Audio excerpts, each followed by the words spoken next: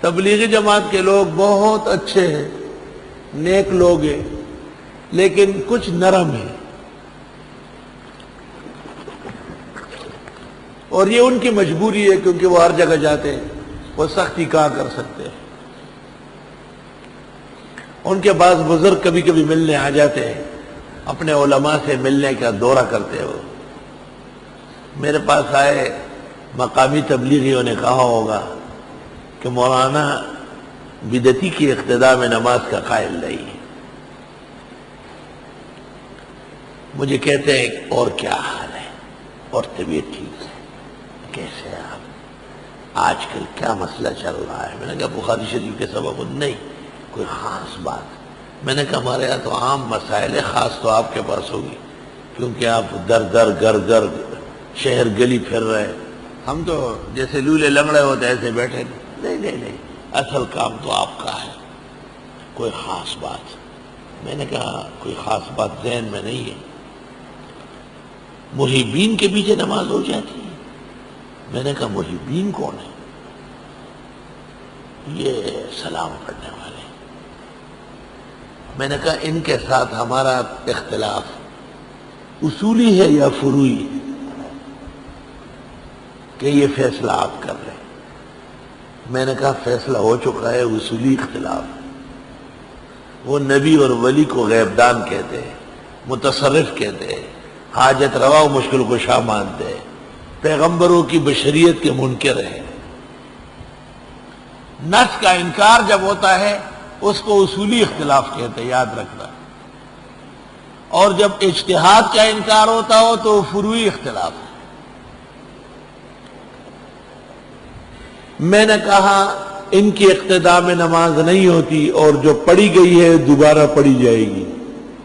اچھا بالکل، میں نے کہا بالکل، ایک رکعت بھی نہیں ہوتی۔ کسی اور نے یہ بات کہی، میں نے کہا ایک چھوٹے سے آدمی نے کہی ہے۔ کون ہے وہ؟ میں نے کہا بیان کرنے کا نہیں ہے۔ کہ نہیں کوئی بات نہیں، آپ بتائیں۔ میں نے کہا اس کا نام ہے امام اعظم امام ابو حنیفہ۔ کہنے لگے نہیں وہ تو بڑے ہیں۔ میں نے کہا اگر بڑے ہوتے تو آپ کو بھی فتویٰ معلوم ہوتا۔ آپ نبیوں والا کام تو کر رہے ہیں لیکن امام صاحب کی تحریر و فتویٰ معلوم نہیں۔ میں نے طالب سے کہا الاختیار کی پہلی جلد دو، جو 4 بڑے متن ہیں ان میں اول نمبر الاختیار ہے، اس کی پہلی جلد ہے، وہ صفحہ 58 ہے۔ قال ابو حنیفہ لا ارى الصلاة خلف المبتدئ۔ امام سے فرماتے تھے میں بدعتی کی اقتداء میں نماز کا قائل نہیں ہوں۔ اللہ اکبر۔ ہمارے نیو کراچی میں ایک مصطفیٰ نام کا آدمی تھا، اس نے کہا نماز سب کے پیچھے ہو جاتی ہے، اور اپنی بیوی کا نام لیا کہ میں اس کے پیچھے بھی پڑھتا ہوں۔ ہم نے کہا وہ کیوں؟ کہا وہ پہلے وضو کر کے مصلی پہ چڑھ جاتی ہے، میں آ کے اس کے پیچھے نیت باندھ لیتا ہوں، جتنی رکعتیں وہ کرتی ہے میں بھی کر لیتا ہوں۔ ایسی نماز مصطفیٰ والی وہ ہر جگہ ہو جاتی ہے۔ لقد نصرکم اللہ فی مواطن کثیرہ، اللہ نے مدد کی تمہاری بہت جگہوں میں، ویوم حنین، خاص کر حنین والے دن، اذ اعجبتکم کثرتکم، جس وقت تم کو خوش کیا تمہاری کثرت نے، فلم تغن عنکم شیئا، پس کام نہیں آیا تم کو کچھ بھی، وضاقت علیکم الارض بما رحبت، تنگ ہونے لگی تم پر زمین اس کے کھولنے کے باوجود، بما رحبت بما وسعت، ثم ولیتم مدبرین، پھر تم پیٹ پھیر کر بھاگنے لگے۔ غزوہ حنین اصل میں جب مکہ مکرمہ فتح ہوا اور اس سے پہلے خیبر فتح ہوا تو کچھ لوگ خیبر سے بھاگے تھے، اور حنین ایک جگہ ہے، پہاڑ ہے جبل حنین، اس کے نیچے آبادی تھی بہت بڑی۔ ان کے رؤساء جمع ہو گئے اور انہوں نے کہا مسلمان آنے والے ہیں، اس سے پہلے پہلے ہم حملہ کرتے ہیں۔ رسول اللہ صلی اللہ علیہ وسلم کو اطلاع ہوئی، آپ ایک جمع غفیر کو لے کے روانہ ہوئے۔ وہاں پہنچے آپ، لیکن نقصان یہ ہوا کہ صحابہ کو اپنا رش نظر آیا، بھیڑ، کہ ہم نے جب 313 تھے تو ان کو مارا تھا، اور جب 1400 تھے تو ان کو مارا تھا، آج ہم 50,000 ہیں، تقریباً کل تعداد 50,000 ہو گئی تھی۔ جب یہ وہاں پہنچے، وہ لڑائی چھڑ گئی، تو حنین کے لوگوں نے بنو حوازن قبیلے کے تیر انداز بٹھائے تھے، بہت مشہور تیر انداز تھے۔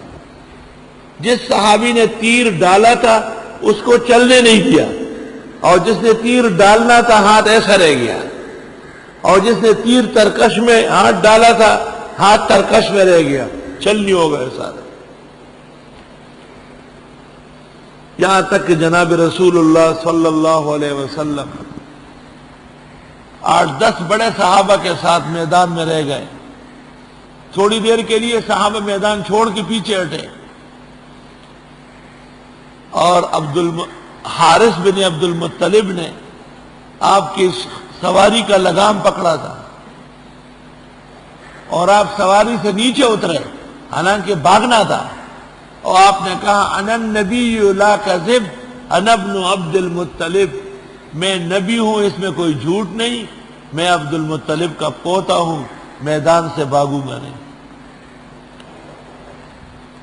اس شعر کے مطلب سے پتہ چلا کہ انسان بزدل ہوتا ہے یا نسبن یا حسبن، تو میں نسبی مطلبی ہوں اور حسبن نبی ہوں، کوئی وجہ نہیں کہ میں میدان چھوڑوں۔ انسان میں بے ہمتی اور بزدلی آتی ہے یا نسب کی کمی سے، گھٹیا نسب ہوتا ہے، یا حسب کی کمی سے مقام اور مرتبہ کمزور ہوتا ہے۔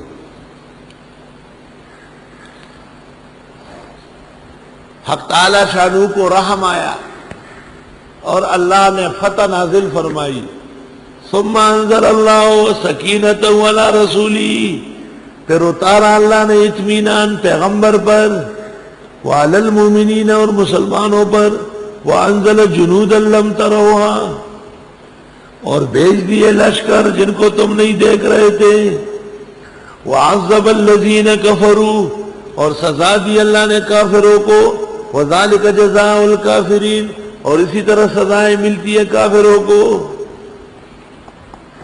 یہ زخمی صحابہ دوبارہ بحال ہو گئے، ان کی ہمت بڑھی، ان کے دلوں کو ڈھارس آئی۔ ثم یتوب اللہ من بعد ذلک علی من یشاء، پھر توبہ قبول کرے گا اللہ اس کے بعد جن کی چاہا، واللہ غفور الرحیم۔ اس زمن میں مسلمانوں کو ایک تشجیع دیتے ہیں، تشجیع، ہمت دلاتے ہیں۔ یا ایھا الذین آمنوا، اے ایمان والو، انما المشرکون نجس، بے شک مشرک پلید ہے۔ عبداللہ ابن عباس نے کہا ہے اعیانہم نجست کالکلاب والخنازیر، مشرکوں کا بدن پلید ہے جیسے کتا اور گدھا۔ وقال الحسن، جیسے کتا و خنزیر۔ وقال الحسن من صافح مشرکا فلیتوضا، جس نے مشرک سے ہاتھ ملایا وہ دوبارہ وضو کر لے۔ اور لوگ بدعتیوں کے پیچھے نمازیں پڑھتے ہیں، مجھے کہتے ہیں جی نماز نہیں ہوتی، فلاں فلاں آدمی کہتے ہیں کہ ہوتی، تو میں ان سے پوچھتا ہوں کہ آپ تو ہمیشہ کہتے ہیں کہ یہ بدعتی و مشرک ہے، تو بدعتی و مشرک جب اعتقادی ہو اس کی اقتداء میں نماز نہیں ہوگی۔ فتح القدیر کتاب الامامت، وہذا عند ائمتنا الثلاثہ، ہمارے تینوں امام اس پر متفق ہیں۔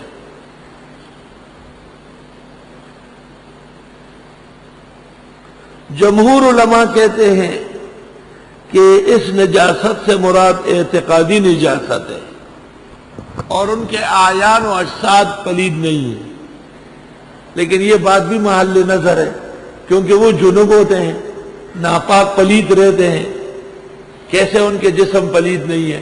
وہ طہارت جانتے مانتے نہیں ہیں۔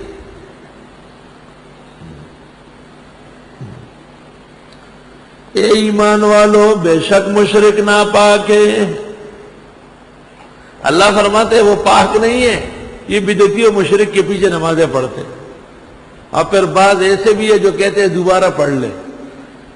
تو قصدن نماز پڑھے اور دوبارہ پڑھے، اس کا فائدہ کیا ہے؟ کا ثواب جماعت کا حاصل ہو جائے گا؟ ہرگز نہیں. اس کی جماعت نہیں، نماز نہیں ہوتی.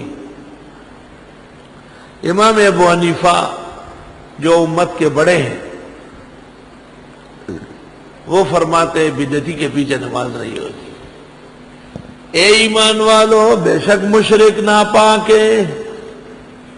فلا یقرب المسجد الحرام، پس نزدیک نہ آئے مسجد حرام، بعد عامہم ھذا، اس سال کے بعد. دیکھو مسجد حرام سے روک رہا ہے.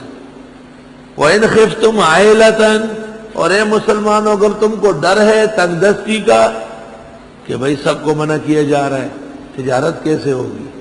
فَسَوْفَ يُغْنِيكُمُ اللَّهُ مِنْ فَضْلِهِ، پس ان قریب غنی کر دے گا تم کو اللہ اپنے فضل سے، انشاء اگر چاہے. ان اللہ علیم حکیم. قاتل الذین لا یؤمنون باللہ ولا بالیوم الآخر، قتال کرو ان لوگوں سے جو ایمان نہیں رکھتے اللہ و آخرت کے دن پر. ولا یحرمون ما حرم اللہ ورسولہ، اور حرام نہیں سمجھتے ہیں وہ جو حرام کیا اللہ اس کے رسول نے. ولا یدینون دین الحق، اور نہ اطاعت کرتے ہیں دین حق کی.